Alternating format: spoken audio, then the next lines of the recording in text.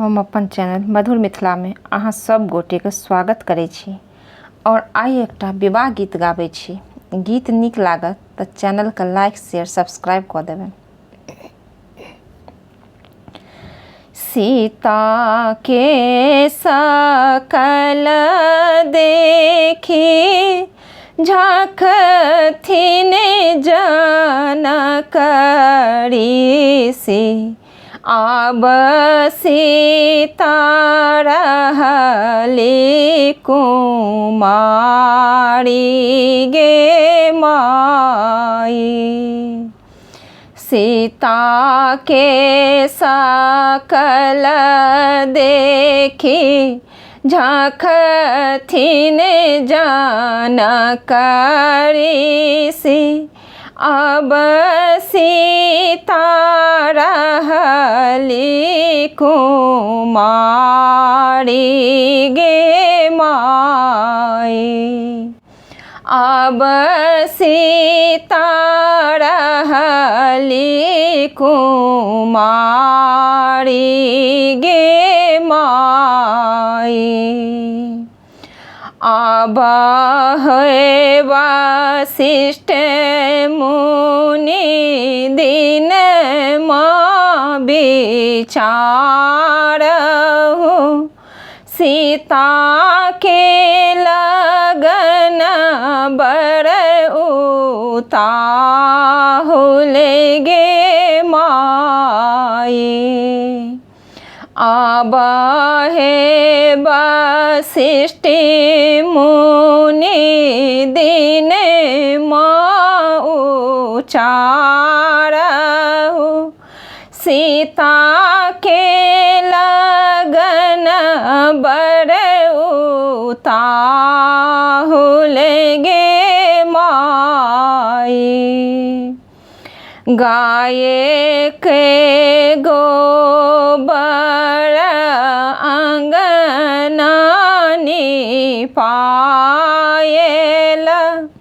सोनमा के कलश गड़ायल गे माई। गाय के गोबर अंगना निपायल, सोना के कलश गड़ायल गे माई। आब हो बजनिया भैया बजबा बजाबहु, सीता के होए तबियाह गे माई। आब हो बजनिया भैया बजबा बजाबहु,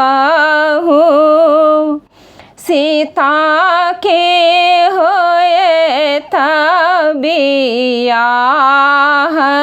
गे माई।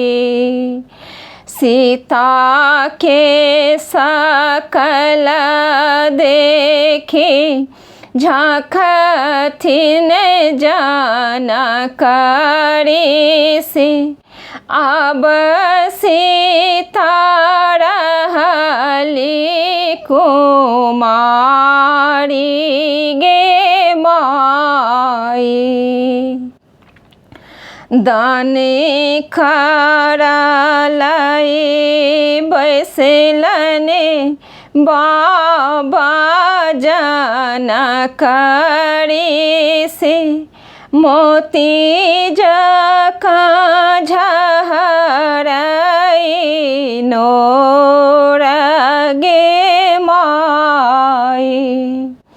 दानी खरलई बैसलने बाबा जनकरी से, मोती जका झहरई नोर गे माई।